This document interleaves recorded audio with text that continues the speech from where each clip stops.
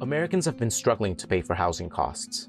In July 2020, an estimated 32% of Americans missed a rent or mortgage payment. That was up from 24% in April, 31% in May, and 30% in June.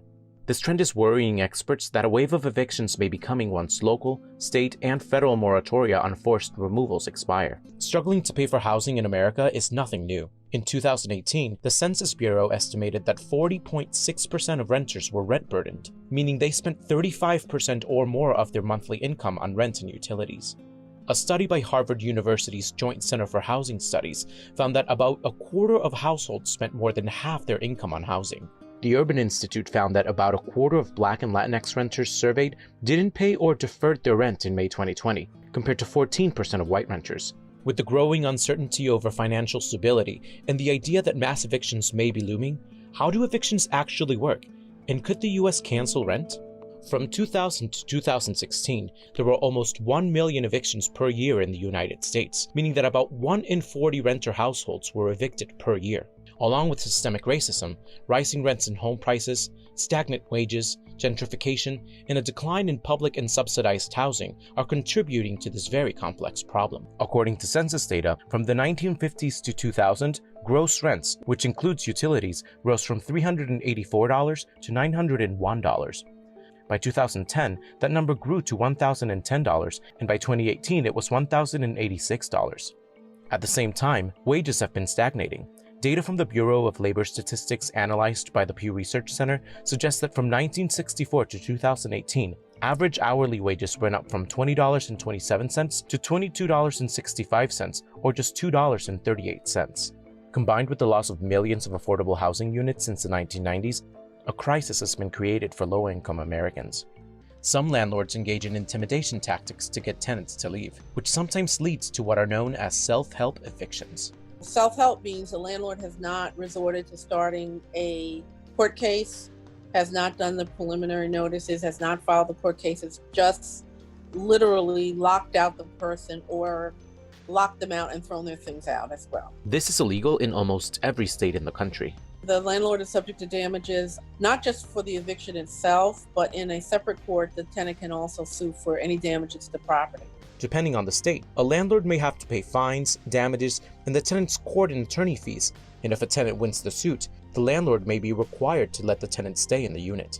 Some universities offer law students as representation under the tutelage of certified law professors, like the housing clinic at Michigan State University, which brings up questions about access to counsel in the United States, like when someone is read their Miranda rights when they are arrested. To fight against this, some cities have enacted access to counsel initiatives. Evictions can have serious repercussions on the tenant and the community at large. The major credit bureaus took action to try to solve this, but it hasn't stopped the label from following tenants who have been evicted. Credit bureaus aren't necessarily reporting that you had an eviction on your record, but you have the ability to search the records, and there are numerous companies that have popped up across the country for the sole purpose of culling through eviction records to make that available to property owners. So you can pay those companies to search the record for you to determine if this applicant for tenancy is on one of those lists. So it becomes very difficult to find housing once you have been evicted. So it also increases the rate of homelessness and other traumatic events and experiences. According to a White House report from 2019, over 500,000 people are homeless in the US on any given night. 65% of those are sheltered, while the other 35% are on the streets.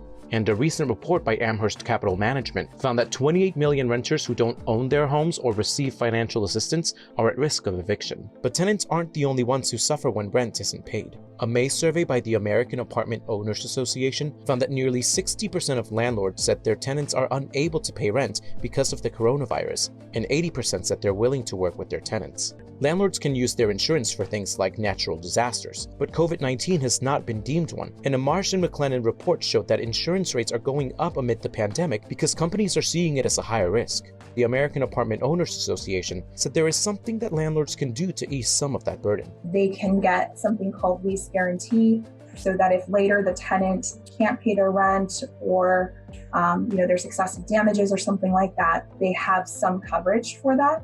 And we call it a security deposit alternative. So it allows people to not have to pay a full security deposit.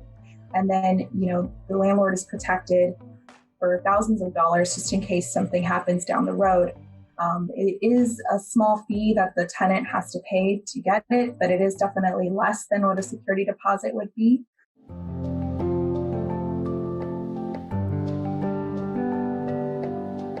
I'm also announcing that the Department of Housing and Urban Development is providing immediate relief to renters and homeowners by suspending all foreclosures and evictions until the end of April.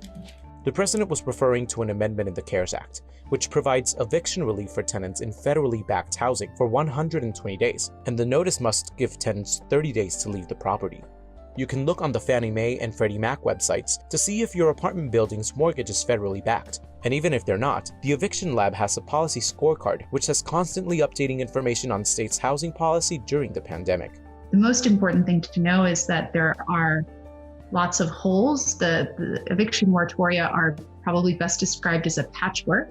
So there are some places around the country where there are little to no protections in place from eviction. On June 29th, HUD's Federal Housing Finance Agency extended the ability for multifamily property owners that already had forbearance agreements an extra 3 months of forbearance, with the requirement that landlords give the tenant at least a 30-day notice to vacate, not charge the tenant late fees or penalties for non-payment of rent, and allow the tenant flexibility to repay back rent over time and not in a lump sum.